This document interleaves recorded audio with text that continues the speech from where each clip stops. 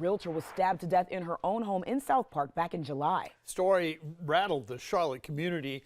And tonight we have new information about a person of interest in her homicide investigation. 32-year-old Whitney Hurd was reported missing by her family 3 days before she was found dead in her townhome July 14th. That townhome on Warburg Street in the Magnolia Park community in South Park. Well, nearly 6 months later, WBTV's Claire Kopsky has obtained court records that are revealing new details that police have yet to comment on. She's been digging deeper today and joins us here in studio with more. Claire? Siobhan, John, it's a parent's worst nightmare not hearing from their child after repeated calls and texts. When Whitney Hurd did not show up for the 4th of July celebrations, her parents grew worried and they called a private investigator. Now, nearly 6 months since she was found dead, they are still searching for answers. 32-year-old Whitney Hurd was reported missing on July 11th, 2024. Days later, this 911 call came in from a private investigator hired by her family. I'm helping a family look for a missing daughter. A human I think the body.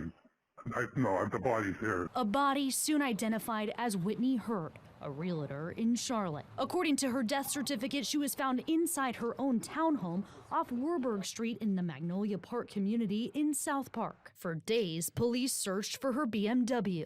It was found a week later, but police never said where. According to a search warrant into Hurd's correspondence on the dating app Hinge issued back in September, her body was wrapped in a pile of bloody bedding in her house. That warrant also details that her mother says Hurd was active on the app and was talking to several different men. As I dug through more court records, I found several other search warrants. One filed less than 2 weeks after Hurd's body was identified. That warrant was searching the property of Braxton after he was arrested by the Pineville police on unrelated charges. This mugshot is from his arrest from a separate, unrelated violent crime. That July search warrant states Braxton was identified as a person of interest through fingerprints collected and analyzed from the scene. During the search, clothing, shoes, and a knife were found. And the search warrant also states Hurd's death is being investigated as a murder. About 2 weeks later, another search warrant for swabs of Braxton's DNA was requested for comparison and confirmation purposes. That warrant stated that based on these facts, there is probable cause that a murder has been committed and that the DNA of Brandon David Braxton is evidence of that murder. Well, we've asked the MPD about this case to see if Braxton or if anyone else has been listed as a suspect in this case, but so far we've not heard back. I mean, it's definitely a rattling case. I mean, to hear that her family was looking for her for 4th of July, they're looking for her, and then they have a private investigator find her in her home.